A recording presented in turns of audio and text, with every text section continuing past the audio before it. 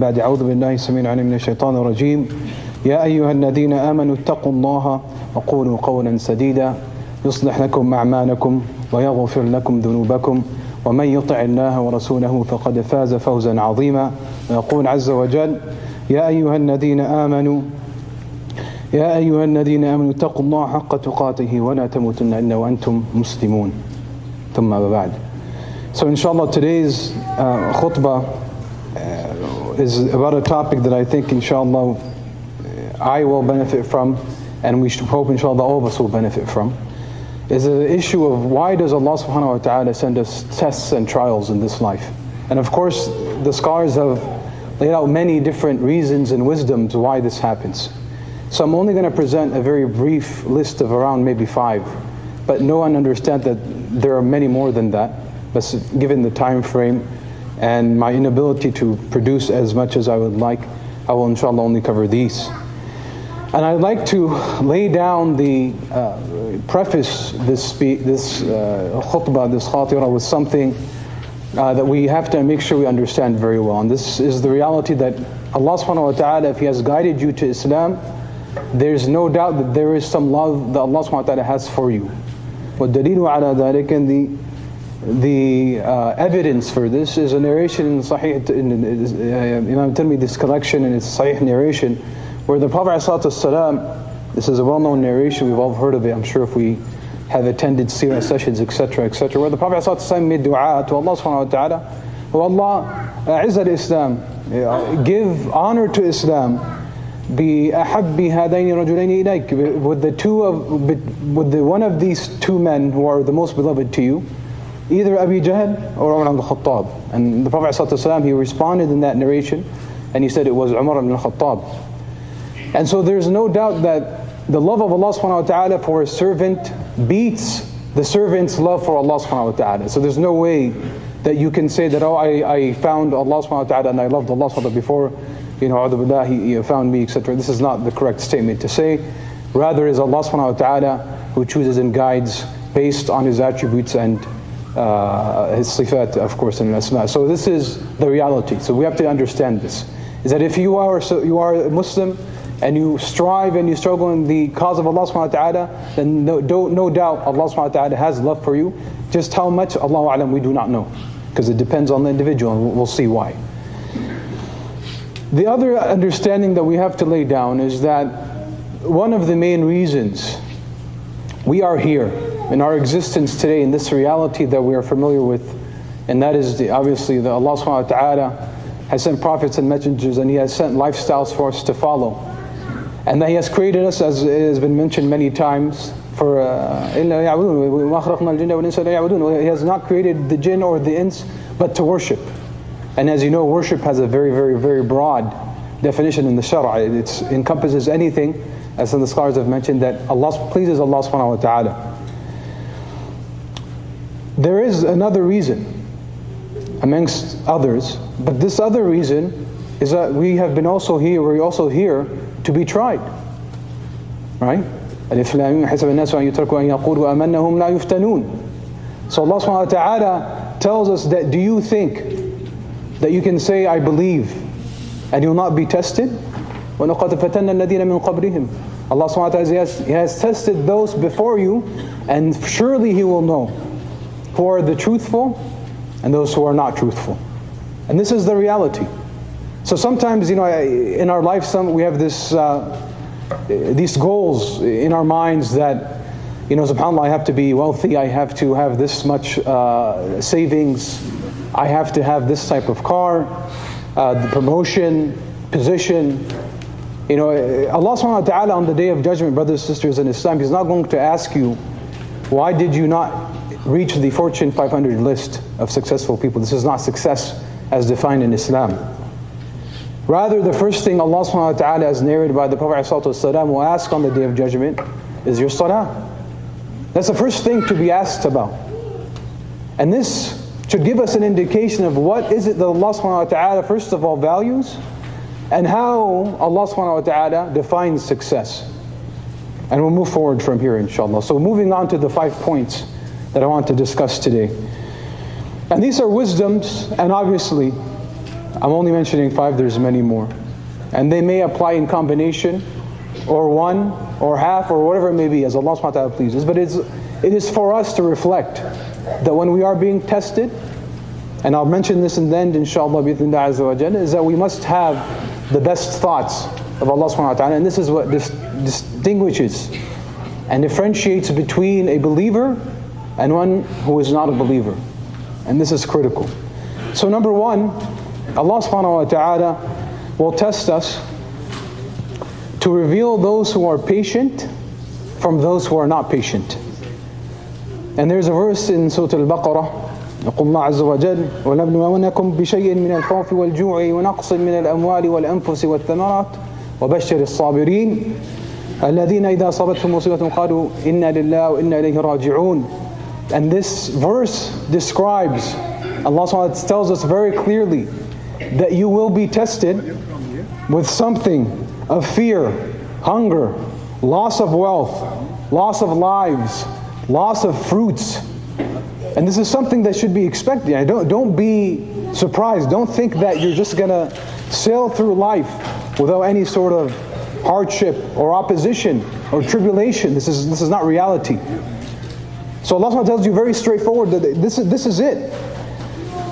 But here's the differentiator, that everybody will face these trials, and the scholars have mentioned that one of the reasons, or one of the differentiators between what someone can get out of something, a believer, what he can get out of his trials is nothing but goodness. Meaning, if he truly is a believer and has the characteristics of a believer, then there is nothing but goodness that comes out of every single trial. And this is in line with our understanding of the narration of the Prophet ﷺ, عَجَبٌ أَمْرُ الْمُؤْمِنِ, right? It is truly amazing or strange in a good way, the disposition of the believer. If some goodness befalls him and he thanks Allah subhanahu wa ta'ala, then it is good for him. If some harm or tribulation he faces and he is patient, then it is good for him. I mean, there's no way, if you are a believer, and may Allah subhanahu wa ta'ala make all of us believers, true believers, then there's nothing that can harm you. And this is the mindset we need to have. Whereas the disbeliever, someone who is not Muslim, for example, what it is hoped that he can get out of a trial is the ability to return to Allah subhanahu wa ta'ala. And this verse is mentioned in Surah Al-Rum, and is understood by the scholars as well, is that the fasad will be shown in أرض في البر والبحر بما كسبت أيدي الناس ليذيقهم بعض الذي عملوا لعلهم يرجعون. And this is the hope for the disbeliever, the non-Muslim, is that he will return to Allah subhanahu wa ta'ala when he is faced with hardship. And so may Allah subhanahu wa ta'ala save us from being in that position, that we have to return only after facing a disaster or a chaotic or critical situation. May Allah subhanahu wa ta'ala make us of those who always remember Him in the good and the bad times. And so we have to understand that this type of trial, this type of testing is necessary, because this is what differentiates the levels. One of the things that differentiates between this life and the hereafter. That differentiates between where each one of us will be in the hereafter. And there's a well-known narration, Rawi Imam Ibn Majah in his collection, when Sa'd ibn Abi Waqqas, he asked the Prophet ﷺ, who is it that is the most tested from my ummah? And this narration, by the way, is a Hasan narration. There's no doubt in its authenticity, inshallah. Which people are the most tested? Who is the most tested? And the Prophet ﷺ mentioned, Al-Anbiya thumma al-amthal thumma al-amthal. Basically, the prophets and the messengers, and then who are like them, closest to them, then who are those who are closest to them. And it continues. So the level of testing that you receive in this life is in accordance with your iman and your understanding of the sharia, etc., etc. So, sometimes when, we see someone being tested, they say, oh, this person must be a very bad person. He's receiving nothing but katharat from Allah subhanahu wa ta'ala, all right? This is not a 100% correct understanding. Yes, it's true that the trial can relieve you of sin. There's no doubt about that. But it doesn't mean that everyone who's being tested, it means it's to expiate their massive amount of sins only. and you look at this narration, you look in the Quran, the stories of the prophets and the messengers, the reality is the prophets and the messengers were the most tried and tested by Allah subhanahu wa ta'ala. And I'll give a very brief example. Ibrahim alayhi salam, Khalilullah azza wa jal, he's been mentioned by Allah subhanahu wa ta'ala in the Quran as the true companion of Allah subhanahu wa ta'ala because of who he is. And so we remember the story, and you guys know, of course, the story of Ibrahim alayhi salam. And we understand that Ibrahim alayhi salam, he was young at the time. His father was a polytheist, and he had the struggle with his community, and then he destroyed the idol, and he left one, etc., etc. And eventually he confronted the king, and they threw him in the fire, and Allah subhanahu wa ta'ala saved him from the fire. Then he had to leave with Lut alayhi salam, right? And so Ibrahim alayhi salam, ever since he was young, he was always striving and struggling for the cause of Allah subhanahu wa ta'ala, and he grew up. And you know, he mentioned, we know that he married Sarah and eventually Hajar, etc., etc. And he prayed to Allah subhanahu wa ta'ala to bless him with a child, because he really wanted a child. And there's nothing wrong with wanting halal in this life. Another lesson to take. So he prayed to Allah subhanahu wa ta'ala, and we know that the angels came dressed as men, informing him of this. And Allah subhanahu wa ta'ala bestowed upon him Ismail alayhi salam. So Ismail alayhi salam, when he grew older, and we know this from the manasik al-hajj of those who were blessed to do hajj, right? And you do the jamarat. We know the story where Allah subhanahu wa ta'ala revealed through a dream. So it wasn't the strongest form of wahi. As you know, the strongest form of wahi, as narrated in the Prophet ﷺ, by the Prophet ﷺ himself, when Aisha radiallahu anha, she asked him, what is the hardest on you, meaning the strongest? It is when Jibreel alayhi salam comes in, it is like a form of ringing, and it's very hard on the Prophet ﷺ, and it makes him sweat, and he can't, and he just focuses on what's going on. So the form of dreams is the lightest form of wahi. And as has been narrated, it is one of 46 parts that is still capable of any human after the prophets and messengers receiving, meaning someone can get a true dream. So anyways, Ibrahim alayhi salam, he received a dream that he was slaughtering Ismail alayhi salam. Now you imagine Ibrahim alayhi salam, after all his da'wah and his struggle and striving and Allah subhanahu, and his prayer, and Allah subhanahu wa ta'ala through miraculous means bestows upon him Ismail, because his wife was barren, she could not have children. It was a miracle from Allah subhanahu wa ta'ala. And Allah subhanahu wa ta'ala then, at this point in time, when he became old enough to walk, he was an older man now. Meaning Ibrahim alayhi salam has established a relationship with Ismail. And he had this dream they had to kill his son. And so what was the response of Ibrahim alayhi salam? He came to his son. He says, إِنِّي أَرَى فِي الْمَنَامِ أَنِّي أَذْبَحُكَ, I saw in my dream that I am slaughtering you. فَانْظُرْ مَاذَا تَرَى. So what do you think of this? And this is part of the etiquette. Ibrahim is not questioning whether he should do it or not, but he's telling his son that I'm not going to kill you because I just don't like you. But rather it is informing him in a nice manner that this is what Allah subhanahu wa ta'ala has commanded me to do. And so they both فَلَمَّا أَسْلَمَا, and they both submitted to Allah subhanahu wa ta'ala. And Ismail did not have an issue. This is what Allah subhanahu wa ta'ala commanded you to do? Do it. So this is when we know in Hajj, for example, when we know from the story of Ibrahim alayhi salam, he takes his son and he's going up to slaughter him as he has been commanded. And he saw the shaitan, etc., etc. And this is where we get the jamarat from. And he's on the verge of about to slaughter him, and the knife does not cut, and Allah subhanahu wa ta'ala then replaces it with a ram. This is where we get the udhiyah from. And this is, subhanAllah, this is true submission to Allah subhanahu wa ta'ala, thinking nothing but good. And this is why Allah subhanahu wa ta'ala mentioned that Ibrahim alayhi salam is a qudwa in the Quran several times to the believers in the Prophet alayhi salam. And as we know, the Prophet alayhi salam named one of his sons Ibrahim. And when he was describing how some of the prophets and messengers looked, and he was describing Ibrahim alayhi salam's physical appearance, he smiled and he said, I am the most of resemblance to the Prophet Ibrahim. And he was happy about this. This is the love that the Prophet ﷺ had for Ibrahim alayhi salam. And this is, again, brothers and sisters, this is why we always look to the stories of the prophets and messengers for guidance, because they did receive the hardest tests in life.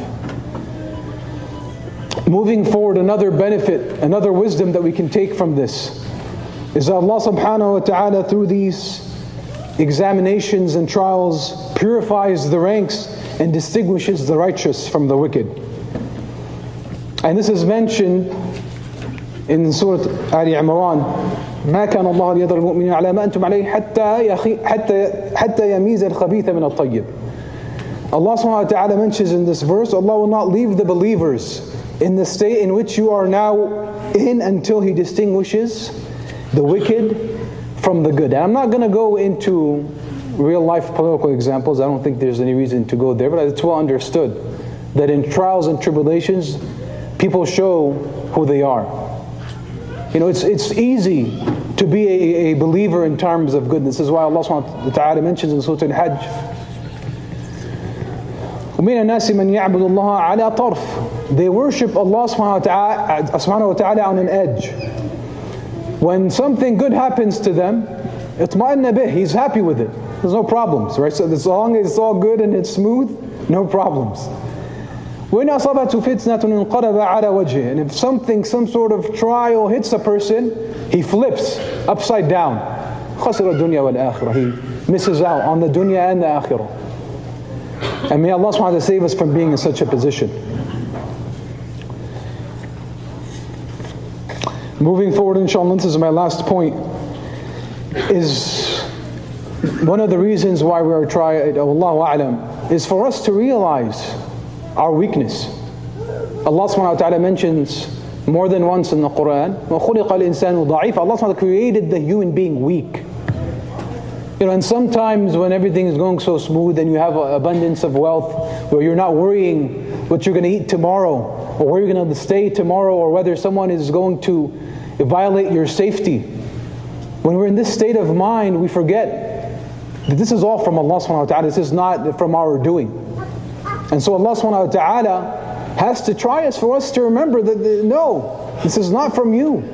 You have been created weak, and you will always be weak until you meet Allah subhanahu wa ta'ala. And if you don't feel the weakness, wait till you get older. When you get to a point where you can't even use the bathroom without assistance. And this is our reality.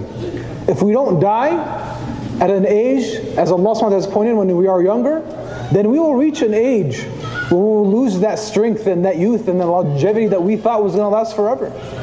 And you say, SubhanAllah, I can't even use the bathroom anymore. I have to call my children. And this is the reality.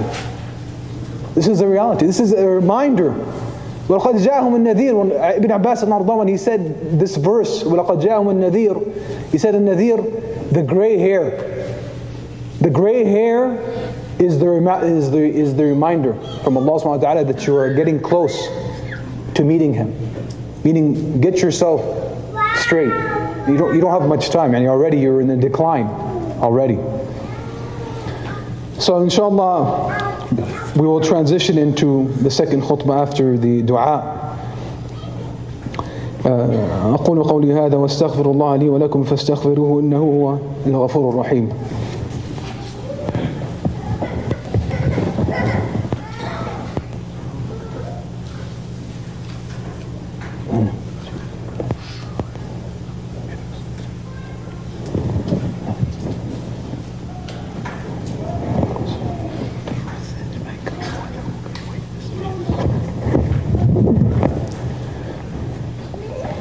أعوذ بالله السميع العليم من الشيطان الرجيم. بسم الله الرحمن الرحيم. والحمد لله رب العالمين والصلاة والسلام على سيدنا محمد وعلى آله وصحبه أجمعين. Inshallah, I am going to end the khutbah with just a couple of takeaways. And I highly advise, in sincerity, that we look into more of the reasons why Allah subhanahu wa ta'ala will test us, and what's the importance and what's its significance in our lives. Because as we know, the times are not getting easier. And if we don't understand with a certain amount of precision, it's relatively high in our time, why Allah subhanahu wa ta'ala tests us and why there are trials and why things in the world are not perfect, then it'll only get harder and harder and harder. And we have to remember something in Hadith al-Qudsi of the Prophet ﷺ when he mentioned the very famous narration, أَنَا عِنْدَ ظَنِّي عَبْدِي بِي. I am as my servants think of me.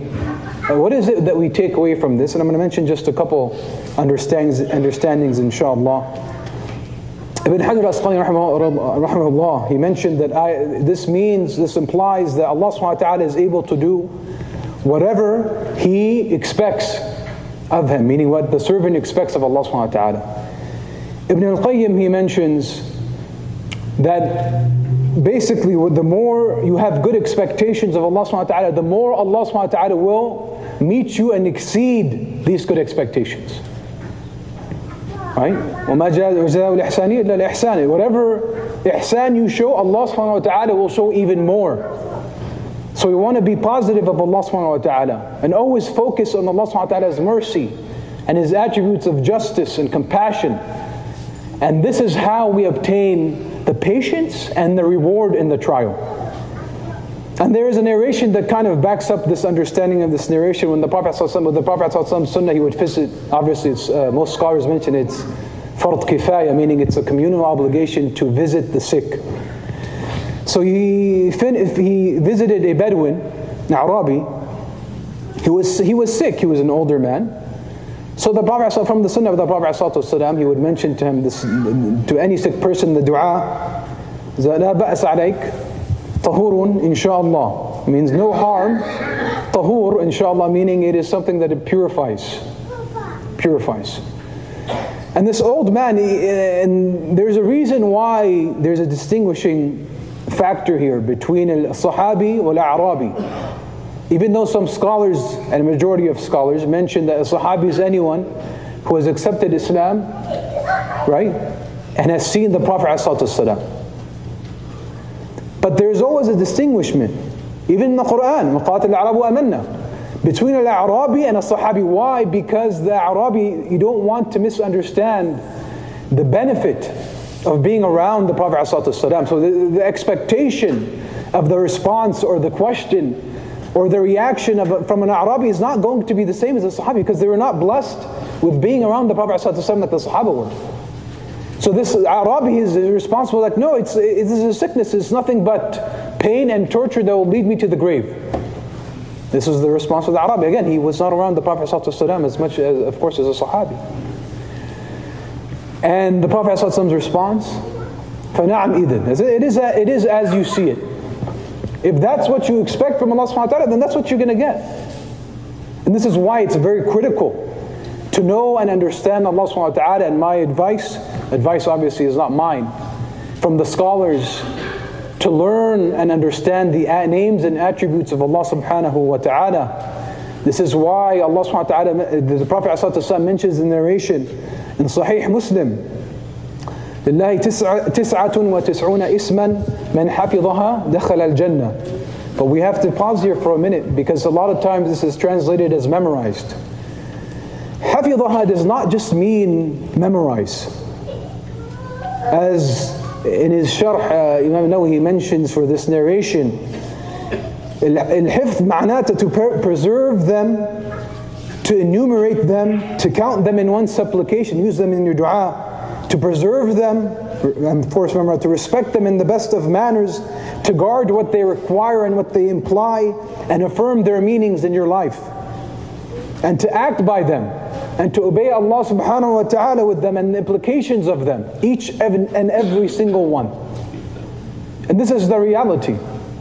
The names of Allah subhanahu wa ta'ala are not just made to be memorized, and you can see, we have nasheeds, and there's nothing wrong with that. The children, they memorize them and they sing the nasheed. That's good. But the reality is, do they understand them? Do their parents understand them? And this is one of the key factors in understanding why Allah subhanahu wa ta'ala will never will never oppress anybody. Allah subhanahu wa ta'ala, because if you understand who Allah subhanahu wa ta'ala is based on His names and attributes, you will know that oppression is not an option. Allah subhanahu wa ta'ala will never ever do that, either in this life or the hereafter. So inshallah, with that we will end our khutbah. نسأل الله عز وجل سبحانه وتعالى اللهم آتنا في الدنيا حسنة وفي الآخرة حسنة وقنا عذاب النار. ربنا لا تؤاخذنا إن نسينا أو أخطأنا. ربنا ولا تحمل علينا إصرا كما حملته على الذين من قبلنا. ربنا ولا تحملنا ما لا طاقة لنا به واعف عنا واغفر لنا وارحمنا أنت مولانا فانصرنا على القوم الكافرين. يا عباد الله، إن الله يأمر بالعدل والإحسان وإيتاء ذي القربى وينهى عن الفحشاء والمنكر والبغي يعظكم لعلكم تذكرون. اذكروا الله يذكركم واشكروا له ولا تكفرون. وأقم الصلاة.